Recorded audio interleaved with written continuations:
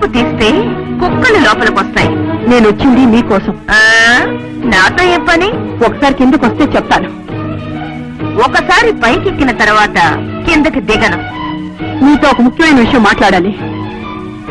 నాకు రహస్యంగా మాట్లాడే అలవాట్లేదు. ఏం చెప్పదలుచుకున్నావో అక్కడి నుంచే చెప్పు, వింటా. ఊరి విషయాలు మాట్లాడడానికి రాలేదు, నా సొంత విషయం మాట్లాడడానికి వచ్చాను. నీ విషయం వినాల్సిన అవసరం నాకు లేదు. ఆ అవసరం నాకుంది. ఏంటది? మీ ఆయనకు నాకు సంబంధం ఉందా? ఉందేమో. ఉందేమో ఏంటి? నువ్వు కడతో చూసావా? అది ఊరి నడువు. ఊరంతా అంటే నేను అన్నాను. ఊరందరికి చాటింపు వేసిందాన్ని నువ్వు. వేస్తే ఏమంటావు? అలా నోటికి వచ్చినట్టు మాట్లాడద్దంటాను. మాట్లాడితే ఒక నిండు జీవితం నాశనం అయిపోతుంది. లేకపోతే నా కాపురం కూలిపోతుంది. నేను ఇక్కడికి వచ్చింది నీ కాపురాన్ని కూల్చడానికి కాదు. కూల్చడానికి కాకపోతే నా ఇంటి ముందు ఎందుకు కాపురం పెట్టావు? నా బిడ్డను ఎందుకు వల్ల వేసుకున్నావు? నా అత్తగారికి ఎందుకు సోపు రాస్తున్నావు? దాహం వేసిన వాళ్ళు నీళ్ళు అడిగితే ఇవ్వకూడదని, ఆకలేసిన వాళ్ళు అన్నం అడిగితే పెట్టకూడదని నాకు తెలీదమ్మా. అంటే నువ్వు పెట్టగలిగిన దానివి నేను పెట్టలేదనేగా అర్థం? ఏ మాటకైనా అర్థం చేసుకునే మనిషిని పట్టు ఉంటుంది. నాకు పెడర్థాలు తప్ప అర్థాలు తెలియవు.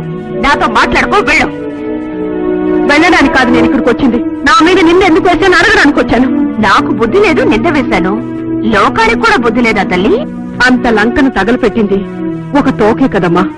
అంతటి సీతమ్మను వెలివేసింది ఒక మాటే కదమ్మా. అంటే నువ్వు సీతా మహాసాధ్వి అన్నమాట. పెద్ద పతివ్రతవి. నేను పతివ్రతనో పతితనో నాకు తెలుసు, నా ఆత్మకు తెలుసు. తెలిసినప్పుడు నా మాట కోసం ఎందుకు బాధపడాలి?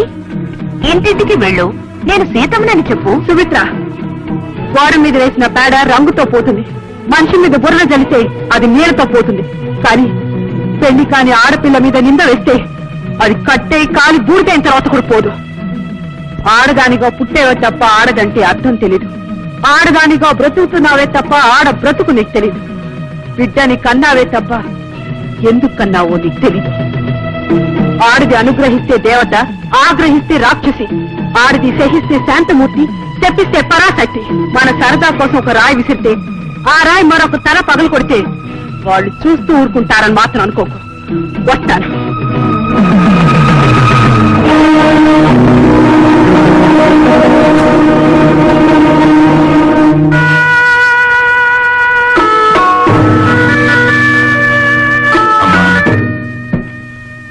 ఈ నిర్ణయం గురించి ఇంకొకసారి ఆలోచించడం మంచిదమ్మా.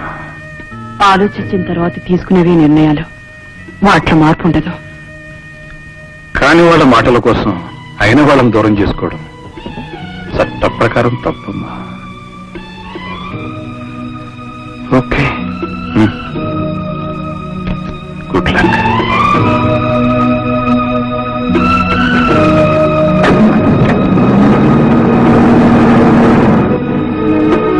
విష్ణుమూర్తి అవతార కథల గురించి విన్నవారికి జయ విజయులు శాప వృత్తాంతం గుర్తుండే ఉంటుంది.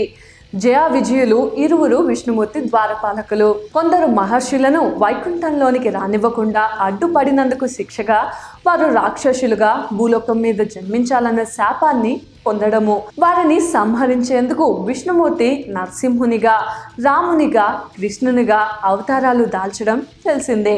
ఇంతకీ ఆ జయ విజయులకు శాప